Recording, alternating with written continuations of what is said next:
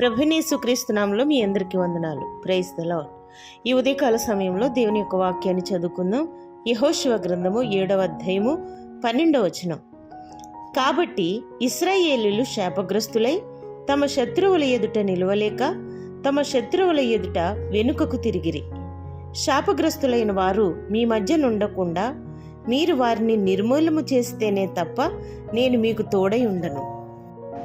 మహాదేవుడును రక్షకుడైన యేసుక్రీస్తు నామమున మీ అందరికీ శుభములు. అందరూ బాగున్నారా? మీరు అందరూ బాగుండాలని దేవుని సన్నిధిలో మీ కొరకు ప్రార్థన చేస్తున్నాం. ఈ ఉదయకాల సమయంలో వాక్యం నుండి ఒక ప్రత్యేకమైన అంశం మనము చదివాము. ఇక్కడ దైవజనుడైన యెహోషువ ఇశ్రాయేల్ ప్రజలను నడిపించి కానాను తీసుకుని వెళ్ళినప్పుడు జరిగిన సంగతి. దేవుడు ఇక్కడ అంటున్నారు, ఇశ్రాయేల్ ప్రజలు శాపగ్రస్తులయ్యారు, అలాగే శత్రువుల్ని భయపడిపోయి పారిపోయారు. ఈ విషయం మనం చూసినప్పుడు దాదాపు 36 ఆ రోజు హతమైనట్లుగా కనబడుతుంది.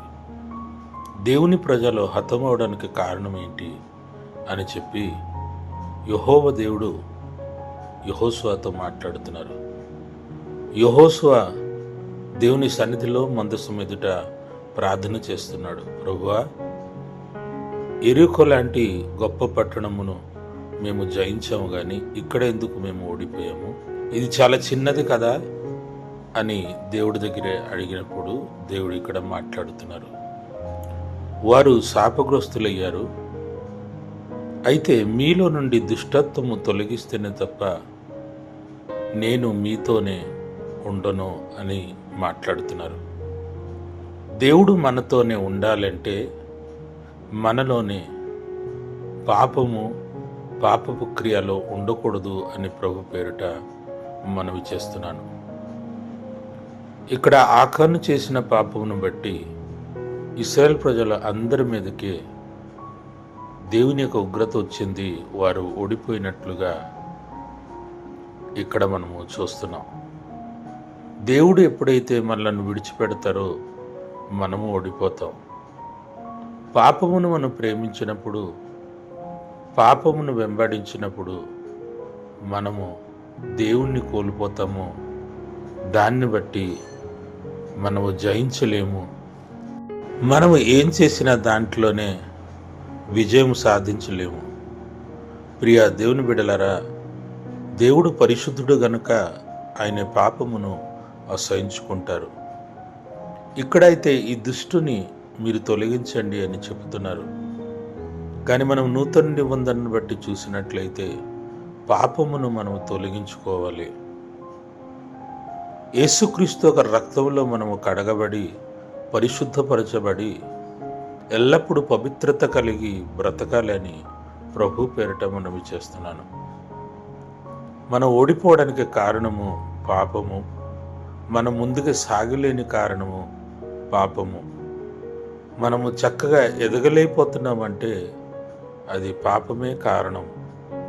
అందుకు ప్రియ దేవుని బిడ్డలరా, పరిశుద్ధత కలిగి ఉండాలని దేవుని సన్నిధిలో మొరపెడదాం. ఎల్లప్పుడూ పరిశుద్ధంగా బ్రతుకుదాం. పాపమును ద్వేషించుదాం. పాపమును అసహించుకొని పాపం దగ్గర నుంచి మనం చాలా దూరంగా ఉండాలని ప్రభు పేరిట మనవి చేస్తున్నాను. మన క్రియలు, మన చూపు, మన వినికిడి, మన మాటలు, మన తలంపు, అన్ని విషయాలు కూడా పరిశుద్ధంగా ఉండాలని ప్రభు పేరిట మనవి చేస్తున్నాను. ప్రార్థన చేద్దామా? మహిమగల తండ్రి, నీకు స్తోత్రం ప్రభువా. ఈరోజు వాక్యం ద్వారా మాతో మాట్లాడినందుకు నీకే స్తోత్రము. మీ ప్రియ బిడ్డలందరినీ దీవించి ఆశీర్వదించండి. నిజమే, పాపం ఎక్కడ ఉంటే నువ్వు అక్కడ ఉండవని, పాపమును మేము దూరపరిచినప్పుడే మేము జయిస్తామని నువ్వు మాట్లాడుతున్నావు. అందుకు నీకు స్తోత్రం. నీ రక్తంలో కడగబడిన బిడ్డలు మేము గనుక మేము ఎల్లప్పుడూ పరిశుద్ధంగా జీవించాలని నీవు మాట్లాడుతున్నావు. అందుకు నీకు వందనాలు ప్రభువా. మీ పరిశుద్ధాత్మ సహాయం మాకు ఇస్తూ పరిశుద్ధత కలిగి ముందుకు సాగిపోతూ యథార్థంగా బ్రతుకుతూ నీ ఆశీర్వాదం పొందుకుంటకు సహాయం చేయమని యేసు పుణ్యనామములో అడుగుచున్నాము తండ్రి. ఆమేన్. దేవుడు మిమ్మల్ని దీవించును గాక.